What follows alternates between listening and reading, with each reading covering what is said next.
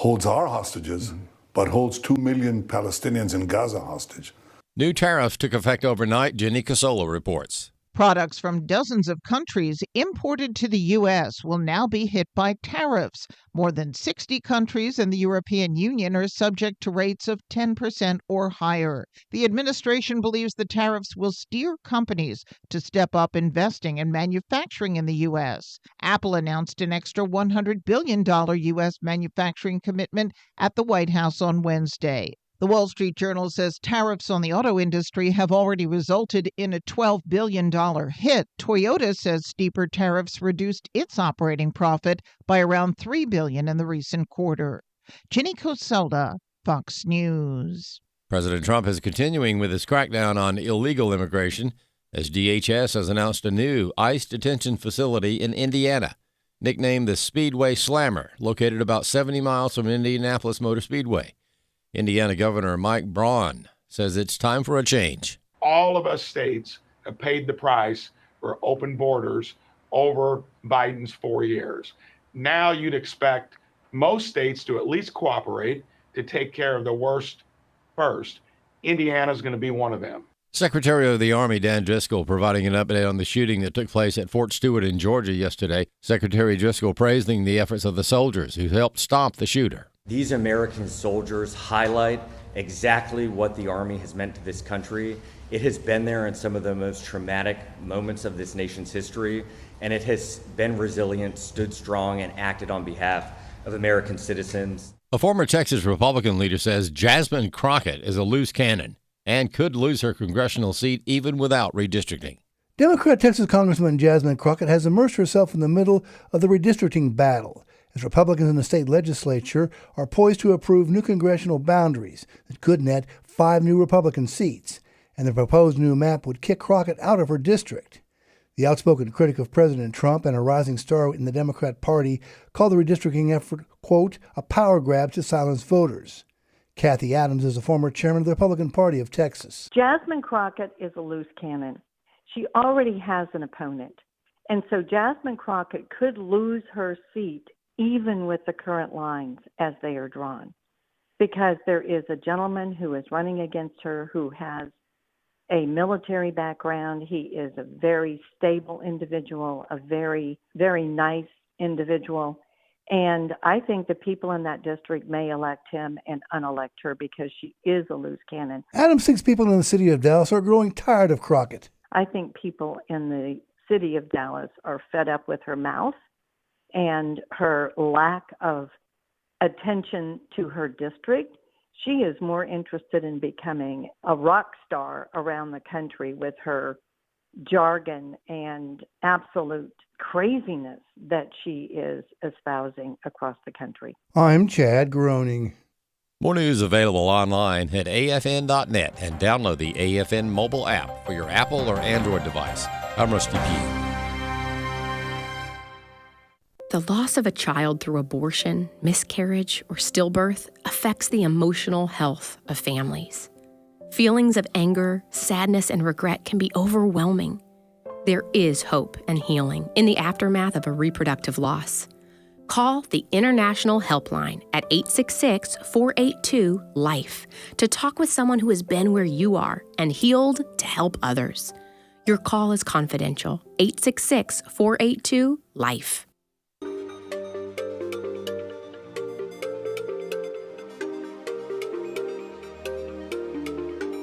We inform. Religious freedom is about people of faith being able to live out their faith, live out their convictions, no matter where they are. We equip. Sacred honor is the courage to speak truth, to live out your free speech.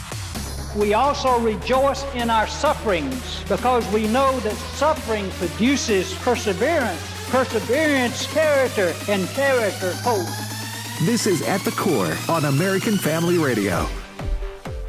Welcome to At the Core with Walker Wildmon and Rick Green. I'm Rick Green, America's Constitution Coach. Be sure and join us at afr.net for all the American Family Radio programs. Those of you that are joining me in the tavern, I'm doing a dual production today because when I saw that President Trump was ordering the census to be redone, like I've been screaming, I'm not kidding, for more than a decade, I've been calling for this.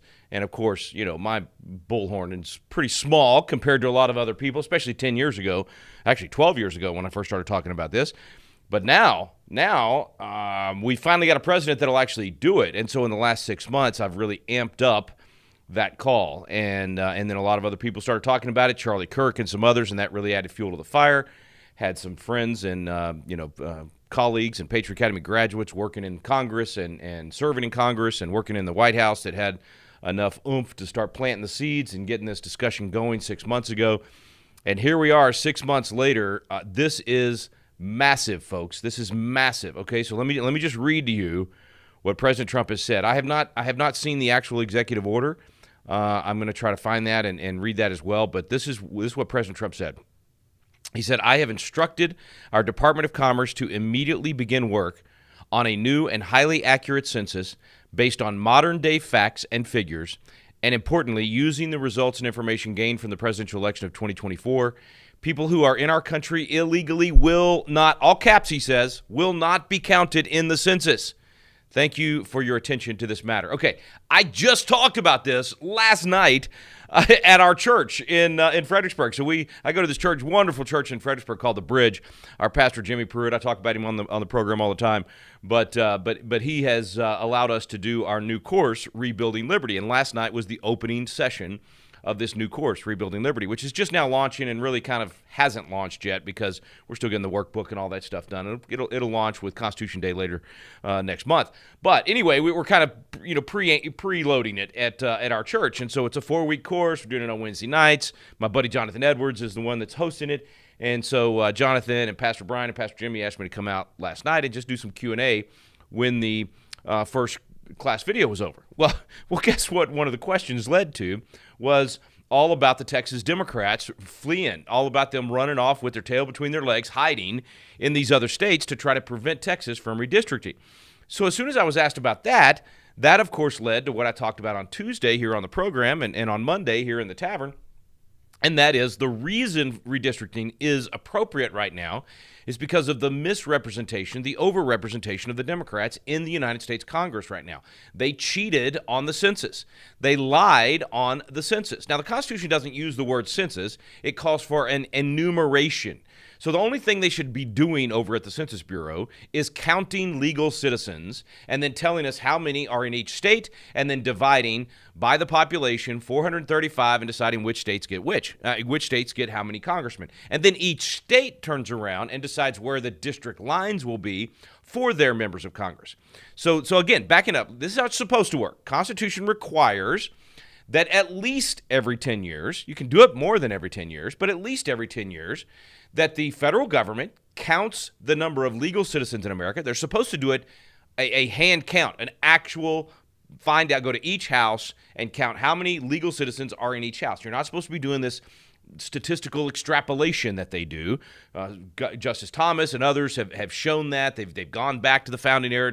There were discussions back then. They knew that data and stats could be manipulated, as former Congressman Joe Barton from Texas said in my documentary about Ronald Reagan 31 years ago. Wowzers. Anyway, he said in that documentary, he was talking about Clinton at the time, and he said, figures can lie and liars can figure. And basically what that means is you can manipulate the data to get the end results you want. And that's what the Democrats have done with the enumeration. So instead of just counting how many people are out there and then dividing and making it easy and then sending that to the states and saying, hey, Texas, you get 40 members of Congress. Hey, California, you get 55. Hey, Wyoming, you only get 1. West Virginia, you get 1. And for those states that have more than 1, then their state legislatures divide up the state by population and decide where those lines are going to be for how those congressional lines are drawn. So in Texas, if easy math, I think we only have 38, but if it was 40, for easy math, you got 40 million people. It's actually about 30 million. But again, easy math. Let's just say Texas was 40 million with 40 seats. You got 1 million people in each congressional district. You got to figure out where those lines are going to be. So you got to split up cities like Dallas and Houston and San Antonio and Austin. And then you're going to have huge districts where some congressmen have 25, 30, 40 counties all out through West Texas or South Texas. And somebody's got to decide that, and they got to draw those lines and figure out where those 40 districts are going to be divided up. Well, the somebody is the legislature. And so the reason the Democrats of Texas, the state house Democrats, have run off and hid like little cowards, like the little sniveling, snot-nosed kid on the basketball court that doesn't like the way the game's going, so he takes his basketball and runs off and hides, and doesn't want anybody else to be able to play either. That's what these Democrats are doing. And the reason they're doing that is because they don't want the lines to be drawn in such a way that will cause more Republicans to be elected from Texas. And you say, well, how could you do that? Well, because what you do is you pack the Democrats into where they're like 80% Democrat districts, and you make your Republican districts like 55% Republican districts, and so you end up with more Republicans than Democrats. You pack the Democrats in. That's what Democrats did to Republicans for 150 years here in Texas. And whoever draws the lines does this, okay? This is an equal opportunity business. No one has ever drawn just equally fair lines where no politics was taken into account. That's never, ever, ever happened because human nature is involved every time you redraw the lines and you do redistricting. That's why, as I said Tuesday on our program, gerrymandering is the name for this, and it goes back to a founding father, yes, at the beginning of the nation, named Elbridge Gerry. And Elbridge Gerry was a signer of the Declaration of Independence who also had been governor of Massachusetts. He went on to be vice president of the United States. I think he actually died while vice president. But anyway, he was governor of Massachusetts, and the district lines being redrawn, just like they're done today, it looked like one of the districts looked like a salamander.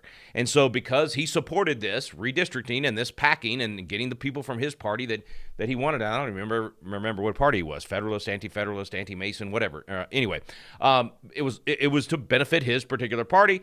So the salamander, Elbridge Gerry, they called it gerrymandering. Okay, yeah, 200 years ago. So you're always going to have that. And when the states redraw the lines, politics is going to play a part of it, and that's exactly what has happened here. The Democrats have run off to try to stop this from happening, stop the Republicans from getting 5 more seats out of Texas. But let's not forget, the Democrats have about 20 extra seats in Washington, D.C. that they should not have because they cheated and lied in 2020 with the census and in previous years as well. But specifically in 2021, as soon as Joe Biden took office on January 20th, 2021, they tweaked the formula. Now, they had already manipulated the data behind the scenes in the Census Bureau. Donald Trump had lost a Supreme Court challenge trying to not count illegals, trying to get this thing corrected. And so it was a mix of what was going on with the courts and what was going on with the Census Bureau and what was going on with Joe Biden when he first came in office. When I say he tweaked the formula, that's the statistical extrapolation that they do. And he did that in order to save California a seat, and I think it was New York and a couple others that would have gone to places like Tennessee and Texas and other red states that were growing like crazy while these blue states were shrinking. Okay, so that's the backdrop of all of this. Now, 15 years ago, when we first recorded our first Constitution class, and I explained this clause out of the Constitution, I said back then, you should only be counting legal citizens. The fact that we sometimes count illegals back then, sometimes depending on who was in charge, the fact that we're asking how many bathrooms you have in your house, the fact that some people get 100 questionnaire, that all of that, unconstitutional, shouldn't be done. It should just be how many people live in your house that are U.S. citizens. Total it up, send it in, and that's how you end up with your congressional redistricting based on that census data and your state lines and all of that as well. Okay, no one listened. I felt like no one was listening. I thought no one was going to join in on this until Donald Trump gets elected. And, of course, it had become, pretty obvious. People were starting to write articles about how many seats in Congress were going to the Democrats that wouldn't if you didn't count illegals. And the reason you have extra Democrats when you count illegals is because Democrats create these sanctuary cities where they invite illegals to come, and so that gives you more population if you include illegal aliens in those blue cities. And if you have more population in those blue cities, then you get more population in the state, and that state gets more congressional lines or congressional seats, and then they get more congressional seats in those blue cities specifically where you get Democrats elected. Okay, that's the game. That was the whole reason for opening the border. This is part of responding to Biden's treasonous open border with all the crime happening in the country. That's all horrible and terrible, but it also skewed the numbers on the census and would have continued to do so had Donald Trump not did what he did today. This is massive. This is reversing one of the worst frauds in history. And what I mean by that is you have a fraudulent Congress right now. You only have a 3-vote majority in the House because of this fraud. 3-vote majority for Republicans. You wouldn't have even had a Democrat majority in the last 10 years if this fraud had not been perpetrated for years and years and years. You certainly would not have as close of a Congress as you have right now. You would have a 43-vote majority, most likely, maybe 33, but as many as 20 seats would flip if you stopped counting illegals. So if you flip 20 seats, you go from a 3-vote majority to a 40-vote majority because the D's lose 20 and the R's gain 20. What does that mean? How does that affect you? It means all the pork, all the nonsense, well, not all of it, but a lot of it would have been stopped. The big, beautiful bill would have been an actually beautiful bill without the Christmas tree on there because the Republicans and Mike Johnson would have had the votes to be able to stop a lot of that nonsense where they didn't have that. To get a 3-vote majority pass a bill like that, he had to make deals and cobble together votes, and a lot of people got, favors and junk in the bill that they wouldn't have gotten otherwise. So this changes everything. If they actually do this, and Donald Trump, I've been asking for this, again, for 15 years. 6 months ago, as soon as Trump got elected, started talking about it, started feeding information to the White House and all these people saying we have to do this. Not a lot of people started responding. But thank God for Charlie Kirk, because Charlie Kirk echoed what I'd been saying in March. And when he said that on I think it was March 25th, all of a sudden, a few more people started listening. And then a few more commentators started talking about it. And then I started shouting it even louder. And then we got this big debate going in Washington, D.C. over it. And then Marjorie Taylor Greene filed a bill to do this. And then Donald Trump said he wanted to do it. And now, today, he has done it. So I'm going to read this again before we go to break. I have instructed our Department of Commerce to immediately begin work on a new and highly accurate census based on modern-day facts and figures, and importantly, using the results of information gained from the presidential election of 2024. People who are in our country illegally will not be counted in the census. Massive. And then he says, thank you for your attention to this matter. Yes, we're going to give this huge attention, President Trump, because this is a game changer. What does this do? Now, here's what should happen. I don't know if this will happen or not, but here's what should happen. This order from the president should cause the Department of Commerce, and I think he has still not appointed his new census director. That was true a few months ago when we were really pushing for this. I need to look that up. But if he has, then he can order that person to do it. Right now, I think he's just ordered the Department of Commerce in general to do it. What should happen is, in 48 hours, the data is all there.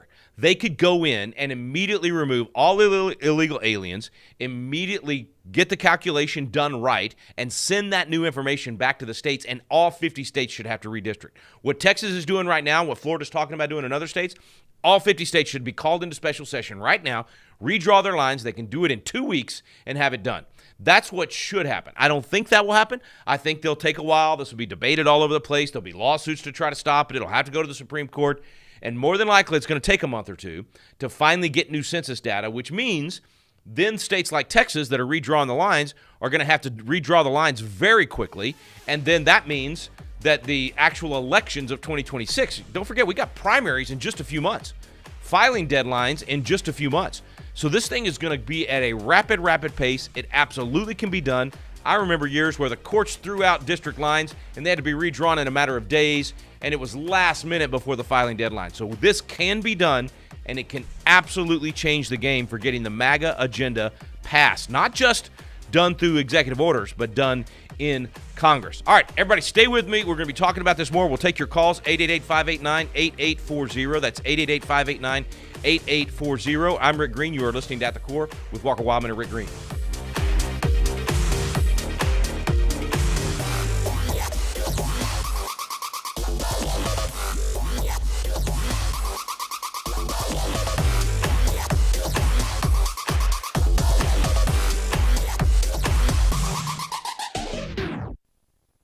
But you are a chosen generation, a royal priesthood, a holy nation, a peculiar people. My name is Abraham Hamilton III, and this is the Hamilton Minute. Hananiah, Mishael, and Azariah weren't the only Jewish exiles in Babylon. They weren't the only people under Nebuchadnezzar who knew that Yahweh expressly prohibited worshiping graven images. Yet they are the only 3 recorded in Scripture who refused to bow down and worship the golden statue. Though they were an extreme minority, they refused to go along to get along with the Babylonian culture. The way of Christ following may be in the minority today. It is, nevertheless, the way. Resolute is the disposition of the fully persuaded. In this modern-day Babylon, be one of the 3. Listen each weekday from 5 to 6 p.m. Central for the Hamilton Corner with Abraham Hamilton III, Public Policy Analyst for the American Family Association.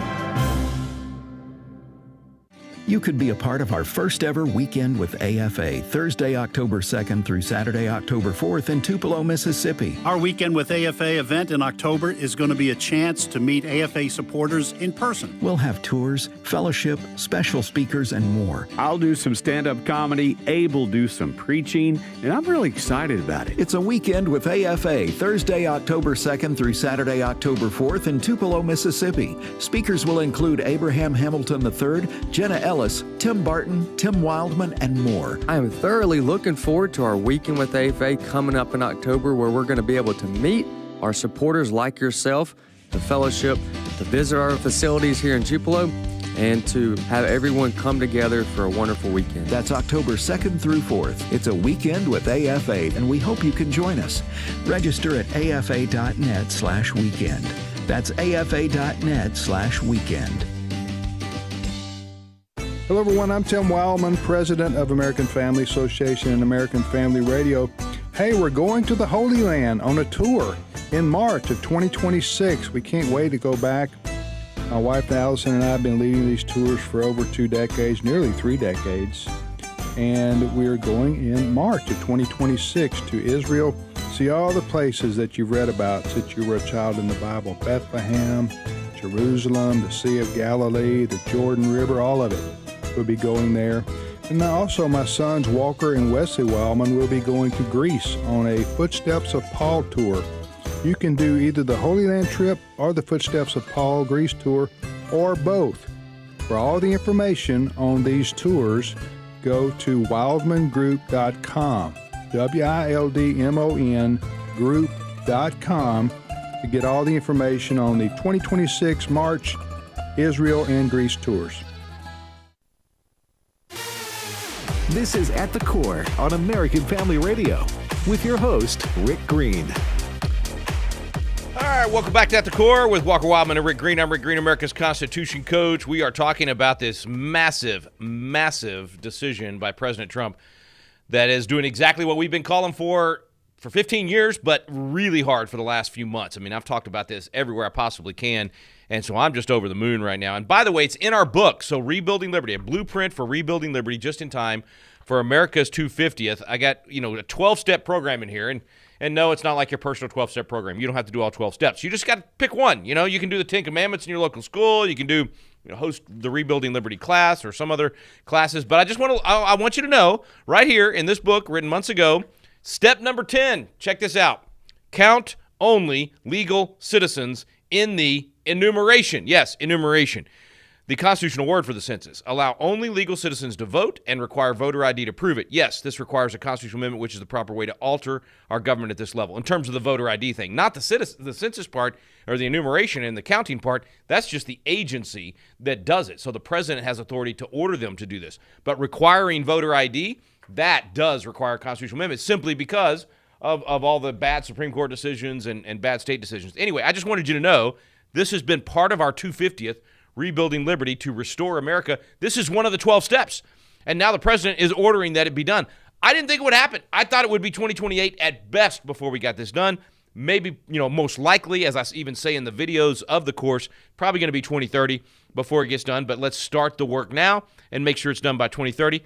But look at here, folks. Donald Trump is not sitting around waiting. He is not sitting around, just hoping somebody will solve this thing. He is doing exactly what we have called for and asked for him to do. So I'm going to back up, do a little bit more constitutional education today while we have the opportunity to focus in on this particular subject. And I was trying to remember who posted that for me. Joe. Thank you, Joe, for putting this in here. Let's just go to the actual clause in the Constitution. It's Article 1, Section 2, Paragraph 3. Representatives and direct taxes shall be apportioned. Now, remember, this is before the 16th Amendment. This is how if you're going to have an income tax, this is how it should have been, basically a capitation tax where everybody pays the same. Anyway, this is the original language. Representatives and direct taxes shall be apportioned among the several states which may be included within this union according to their respective numbers, which shall be determined by adding to the whole number of free persons, including those bound to service for a term of years and excluding Indians not taxed, 3/5 of all other persons. Now, that's the original language before you get 13th, 14th, 15th Amendments and all those things. The reason I'm reading that to you is to amplify the fact that Indians at that time on the reservation, they're not really citizens. They didn't get a lot of the other participations in society. They didn't have to pay taxes. They didn't have to do any of those things. And so they weren't counted in the enumeration. Very similar to our illegal aliens that come into the nation illegally, or a visiting citizen, someone that's here legally, but they're not a citizen. They shouldn't be counted in the enumeration.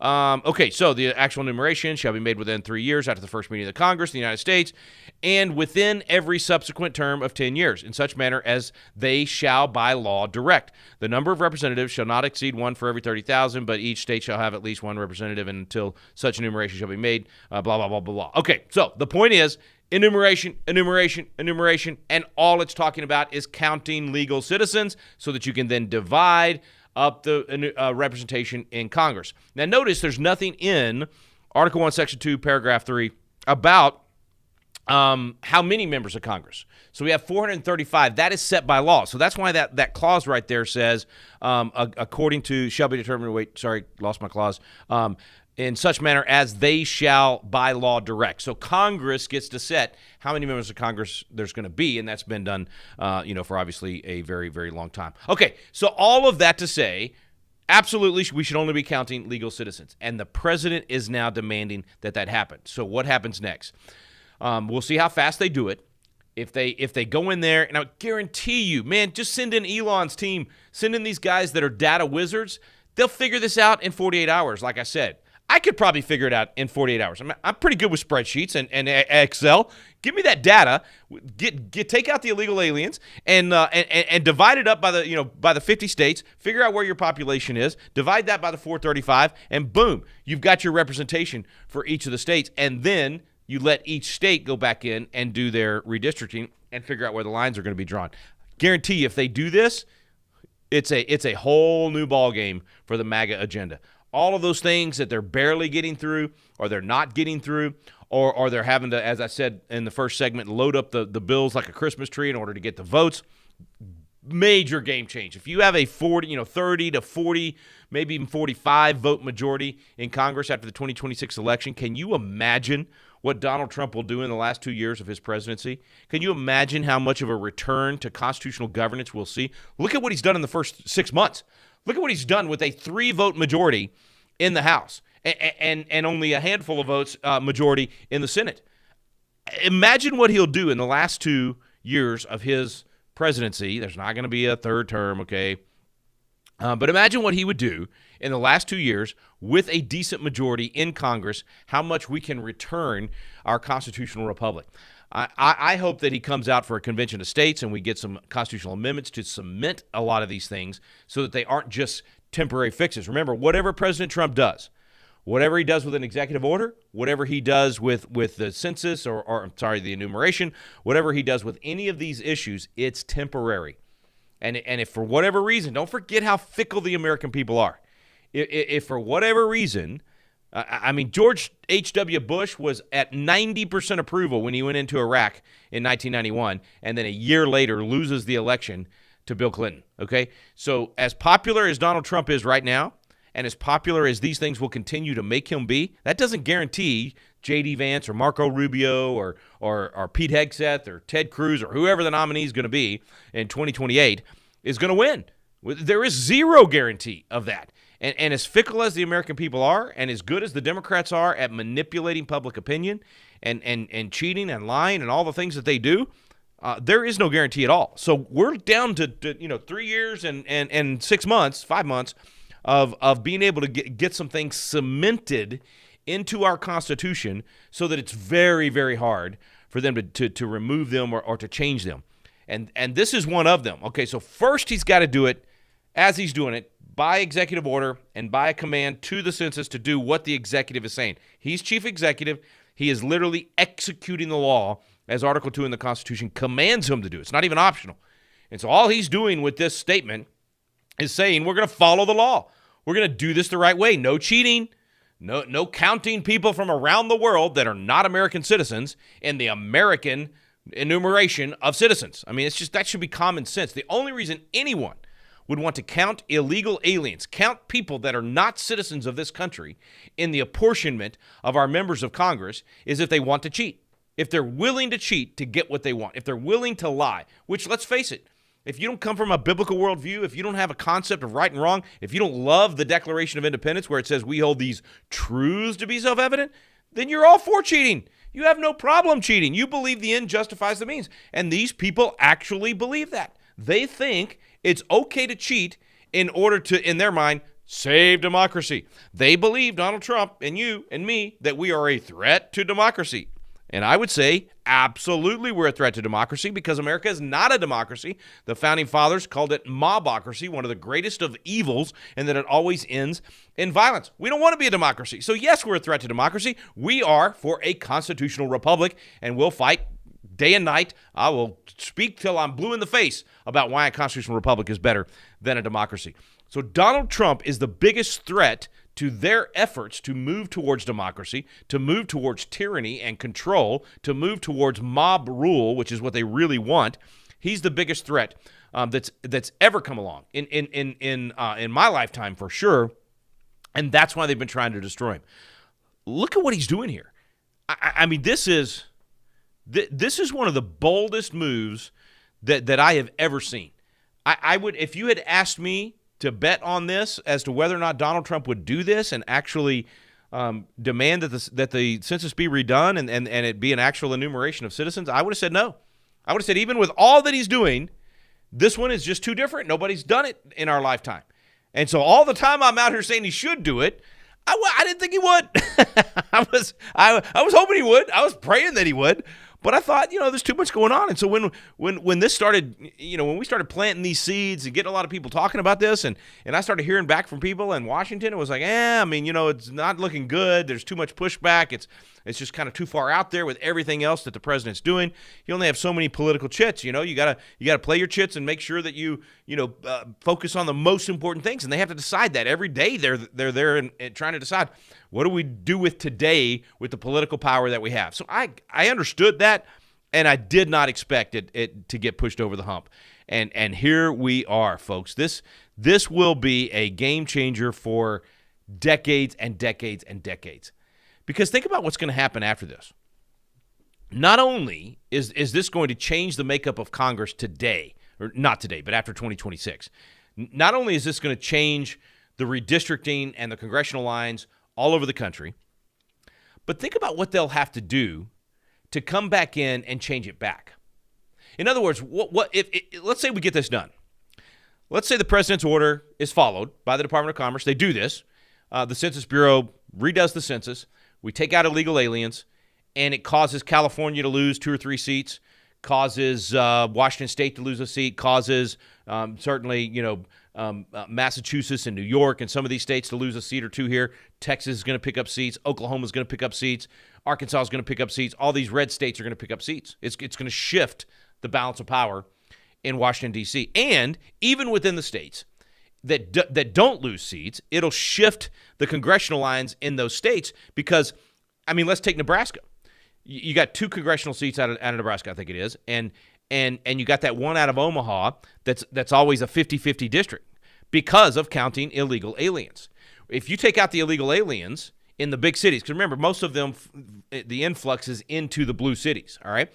And so if you take that part of the population out because it shouldn't be counted, then the blue part of Omaha has fewer of the representation, fewer of the number of a congressional district, which means what? You have more of the district going out into the redder areas of Nebraska, which means now a person running in that seat can be more conservative and be more likely to get elected.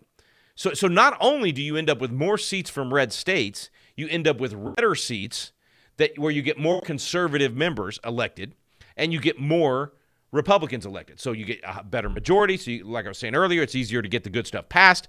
You get more people like Chip Roy and Thomas Massey and the kind of people like Mary Miller out of Illinois and the champions that will fight for truth. You get some folks that'll stand firm. And so it's a game changer in terms of this Congress, this next Congress, which means it's a game changer also in the presidential election of 2028. We hadn't even talked about that yet. If the enumeration is done correctly, when I'm talking about congressional seats being removed from California and New York and these places, what does that also mean? Those of you that have taken my Constitution class, that means the Electoral College changes.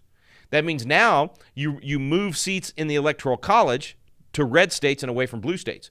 So remember how in the presidential election, on election night, everybody's counting, you got to get to 270, you got to get to 270, you got to get to 270. Why? Because 270 is a majority of the Electoral College. Well, what is the Electoral College?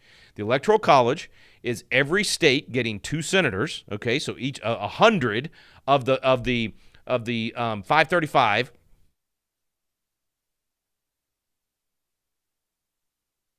Then you have 3 in D.C. They get 3 electoral votes. That was the 23rd Amendment. And then each state has additional members of the Electoral College based on how many members of Congress they have. So let's go through the list now, or go through the steps. Donald Trump orders the census to be redone without illegal aliens. The numbers change so that California loses a couple seats, Texas picks up a couple seats. Draws their lines, and you end up with more Republican members of Congress coming from Texas that'll be in the 2026 Congress, or the Congress after the 2026 election. Then the 2028 presidential race comes along, and now Texas has 2 additional votes in the Electoral College, and California has 2 less. Then do that all over the country. If 20 members of Congress change, then that means that 20 electoral votes could potentially change. That means now you've got a totally different map that everybody's running on in the presidential election. That means you've also got a better chance of a Republican winning the presidential election. It means you have a better Congress. Do you see where this is going, people? This is making the change and the MAGA movement long term. This is giving us the ability to win this long term. And then, back to what I was saying earlier, how does the left reverse this? How do Democrats reverse this? What do they have to do?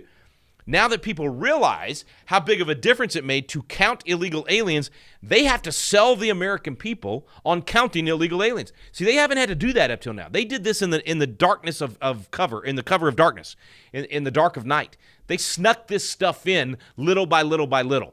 They never went out to the American people and said, oh, it's time to do the representation of Congress and the census, and we're gonna make sure that we count all these people that came into the country illegally. We're going to count MS-13 gang members and rapists and murderers and criminals that came here from all of these South American countries emptying their prisons, and all these Chinese nationalists and others. We think they should be counted in the census. They should have some say in how our country is run. Are you kidding me?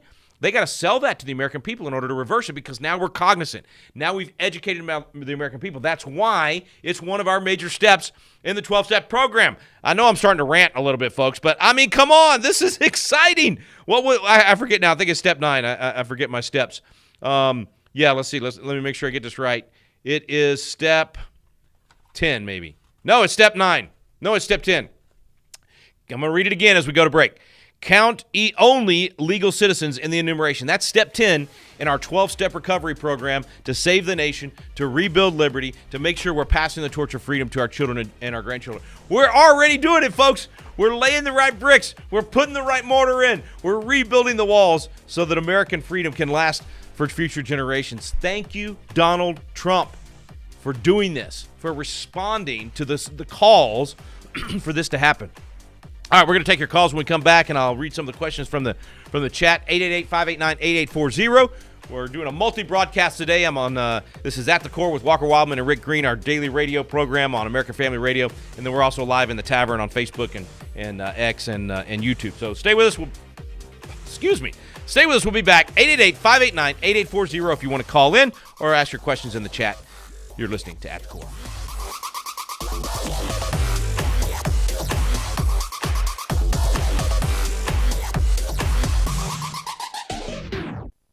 Some would say truth is relative, and to the world, that's right.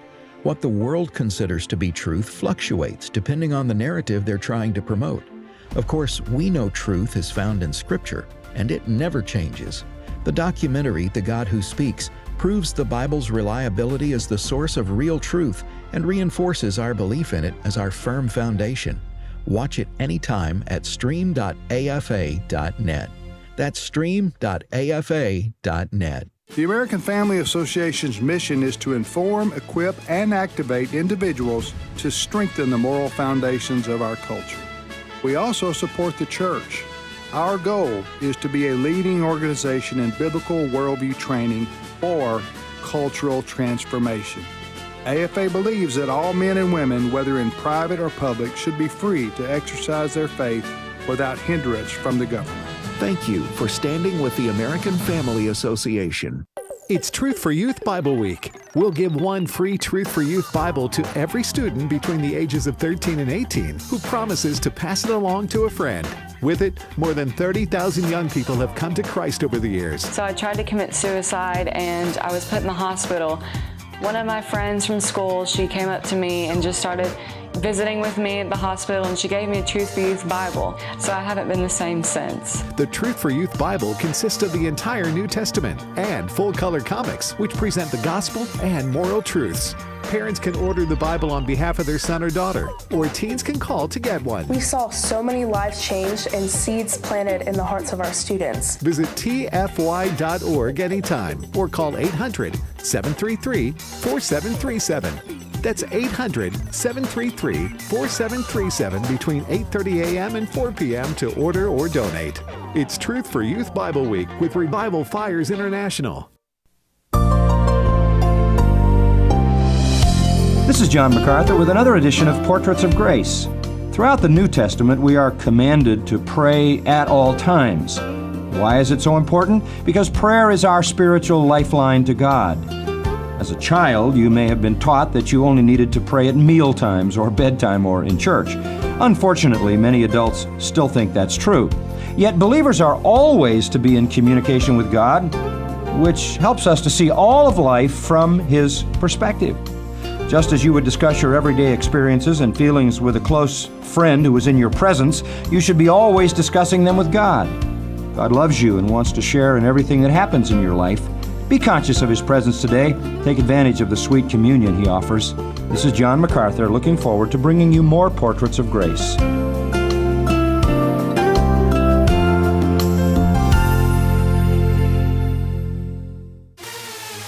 This is At the Core on American Family Radio with your host, Rick Green. Welcome back to At the Core with Walker Wildmon and Rick Green. I'm Rick Green, America's Constitution Coach. Thanks for staying with me. Phone number is 888-589-8840. That's 888-589-8840. We're talking about step number 10 out of Rebuilding Liberty. We haven't even released the final book yet, only the advanced draft, and only a few hundred people got that.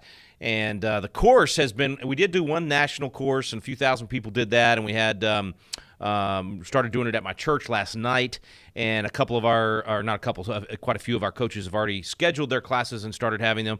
I think we'll have thousands of these classes going by the fall once we have all the workbook and everything ready to go. So the fact that step 10 out of our 12-step recovery program, that such huge progress is being made on it. And frankly, some of our other steps, getting the 10 Commandments back into schools. I mean, Arkansas and Tennessee, and Arkansas and Georgia and Texas and some of these states doing that, that's massive as well. So just a lot of good stuff happening towards the rebuilding of liberty. But let's stick with the topic for the day, which is the enumeration and President Trump's order that it be redone correctly. And I'm just going to read this one line one more time. Illegally, people who are in our country illegally will not be counted in the census. This is huge, folks. I'm telling you, big. I did want to read real quick one comment from one of the folks in the chat. My buddy Jeff Latham said, if we are not good stewards of America and wake up, we could damage it or lose it. Our children and our children's children depend on us today. You know, Jeff, there's this great quote from Ronald Reagan where he talks about if we don't have informed citizenship, informed patriotism, if we don't have a restoration of civic ritual, which is why we're doing the whole 250th thing over the next year, that if we don't do that, that we could be telling our children and our children's children what it was once like to live in America where men were free. So your quote there reminds me of that. I don't want to be telling my children's children, my grandchildren, which I have 5 of them now, and it's the best job on the planet, by the way. Number 5 still in the oven, but on the way. I don't want to be telling them how, it used to be that I could say whatever I wanted on radio, that I had freedom of speech, but I can't do that anymore because the experts have decided that it's disinformation or misinformation. I don't want to have to tell my kids that, you decided as a healthy person when you went to work, when you went to church. The pastor decided when to open the church, but not now because we've given all of our power over to these emergency powers, over to these politicians to decide when we can live and move freely in our country. I don't want to have to do that. And if we're going to save the country, then Jeff's exactly right. We've got to be good stewards. Good biblical citizens are good stewards of the talents we've been given, including this amazing talent of freedom. All right, let's go to the phones. 888-589-8840 is the phone number, and we're going to start with Julie in Illinois. Julie, you are up first. And, sorry, guys in the studio, if y'all, my application closed out. Let me see if I can get it back up, or y'all can go ahead and open up Julie on the line, calling in from Illinois. Julie, can you hear me okay? Yes. Can you hear me? All right. Go for it. By the way, one of my favorite members of Congress, Mary Miller's from your state. Yeah, thanks for taking my call. Yeah, go ahead. So I just wanted to clarify, in your step 10, you say only citizens will be counted, or only people in this country legally? Only citizens. Like, even if a person's here legally, let's say they're visiting from wherever, Denmark, Mexico, Nigeria, doesn't matter. Any continent, any nation, if they're visiting in our country and they're here legally, they apply to come. Or they apply to come and work here and get a work visa to be here. Do you think they should be counted in our citizenship, in our enumeration, which determines the representation of the citizens? That's what it's for. Right. So I'm just curious how you get around the language of the Constitution, which obviously originally was not intended to include only citizens, because it included Indians not taxed and 3/5 of enslaved people, and then it counted all other persons. So I'm wondering how you get around that originalist language that clearly does not only include citizens. Well, it's not including Indians that are not taxed. It excludes not including Indians not taxed. Yeah. So that's the whole point, is that's evidence of the fact that if someone is not a participating citizen of the country, so that would be somebody that's not getting, they're not paying taxes, they're not participating in the support of the country. Almost like they're not quite the same, but almost the same as the in the 14th Amendment, the language that says that you're actually subject to the jurisdiction thereof. It's not quite the same, but it's close. Now, I get your point on slaves, because now you've got people that they don't have a choice, and of course that's the 3/5 compromise. Which, by the way, for those of you that aren't familiar with the 3/5 compromise, that does not mean that a person is only valued at 3/5. That was actually meaning that if you're a slave state, if you're still keeping slavery because you're a racist Democrat, then you get less representation in Congress. We have free black people in these other states, and if you're a free citizen, you're counted wholly. But if somebody's going to keep you as a slave, if they're going to keep slavery, we're not going to give them more representation in Congress. So it's actually an anti-slavery clause that the pro-slavery folks at the Constitutional Convention demanded would happen. They're like, we're not going to let you enslave people and then count them towards fully towards your representation in Congress. So they reduced it. So the whole point is that you're counting people that are participating, and the less you let them participate, the less you get to count them. And so if you have a person that's here completely illegally, shouldn't be here at all, they should be counted not 3/5, not 2/5, not whole fifths, not 5/5, but 0/5. And that's essentially what the president's saying. So it really is keeping with the spirit of the Constitution and, frankly, the actual language of the Constitution. I do think it'd be great to have a constitutional amendment to clarify it and say you got to have a voter ID to vote, only citizens can vote, and we only count citizens when we're doing the enumeration. Hope that makes sense. All right, we got Sherry calling in from Oklahoma next. Sherry, go ahead. You're up next. Hello, Rick. I am so excited. I'm just as excited as you are. I've been hearing you talk about it for a while, and I'm praying about it. I'm ready to go knock on doors if I need to get an accurate count. Amen. Sounds like that might not be necessary, but I'm just sharing that excitement with you and wondering what we can do right here as Oklahoma Republicans to help get this done.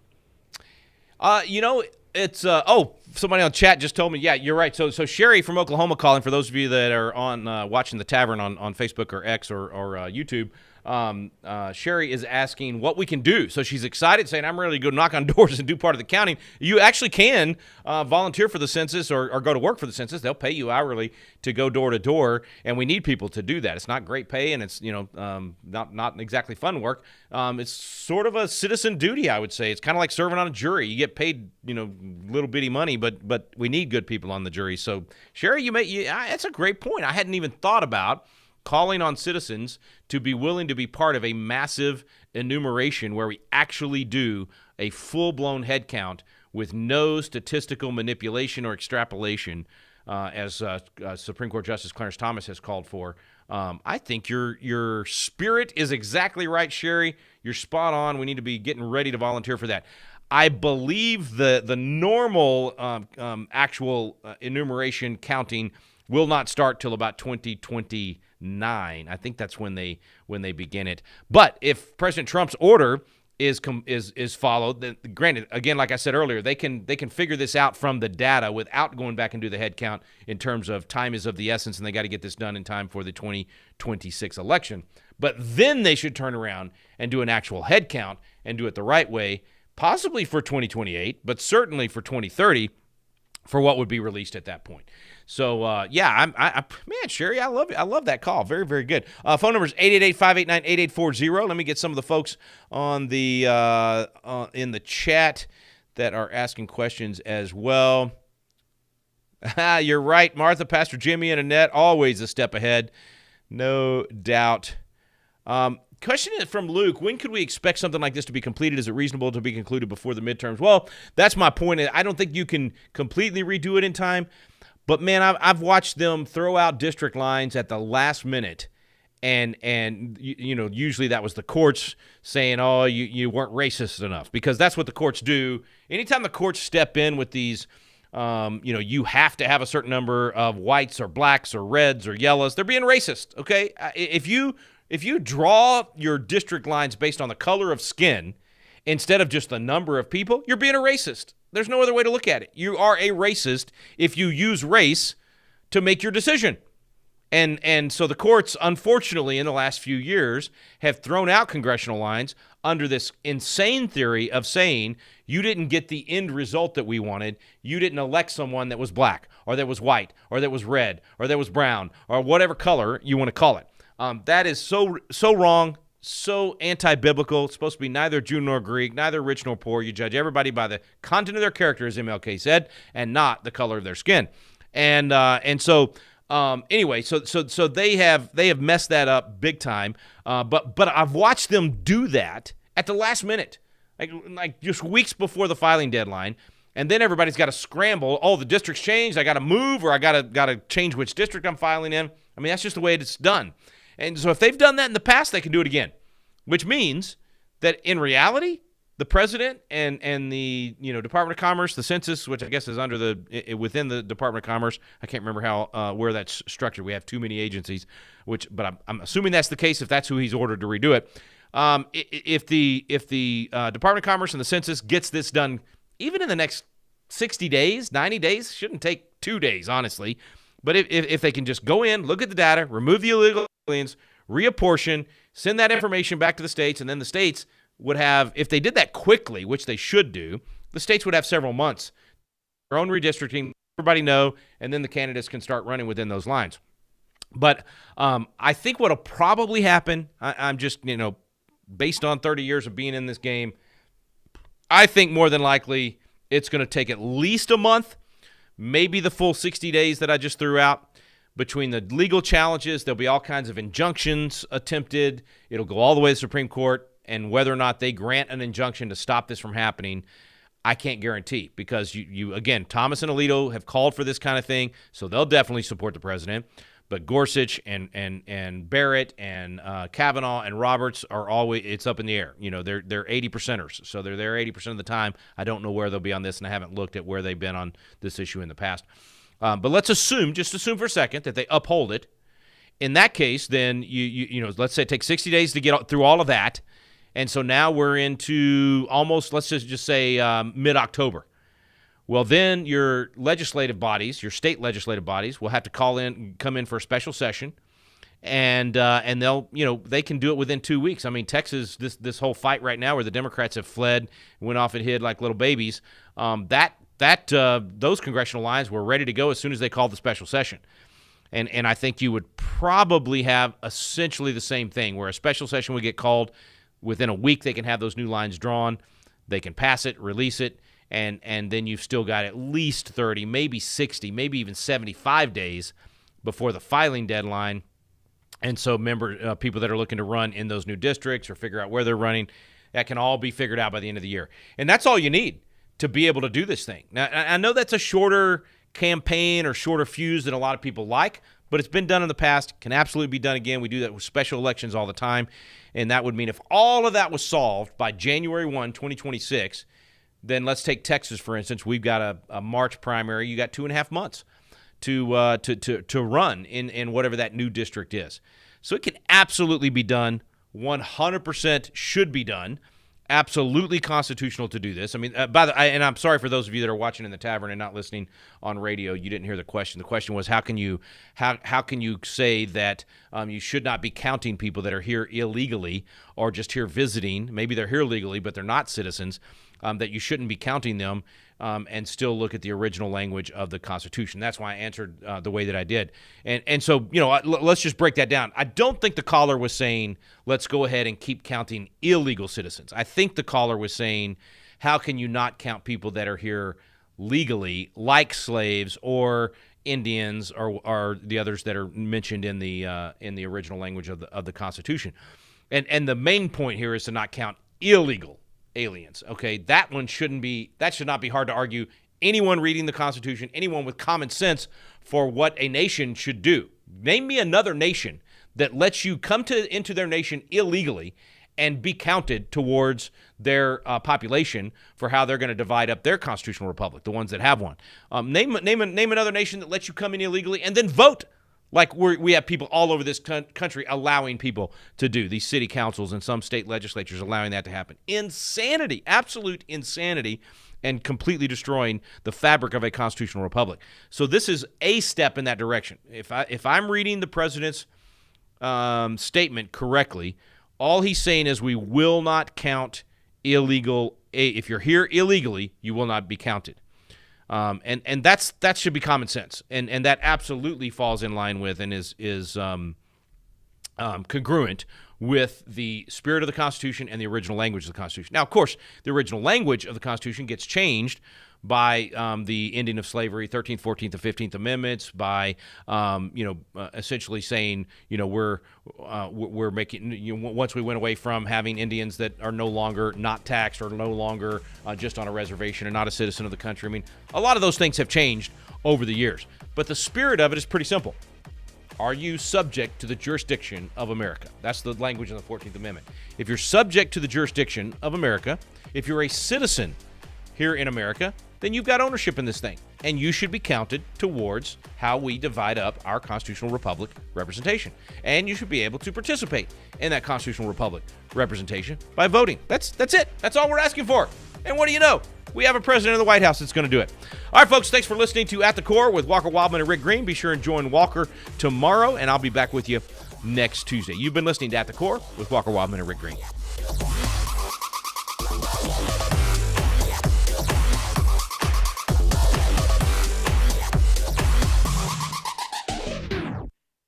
The views and opinions expressed in this broadcast may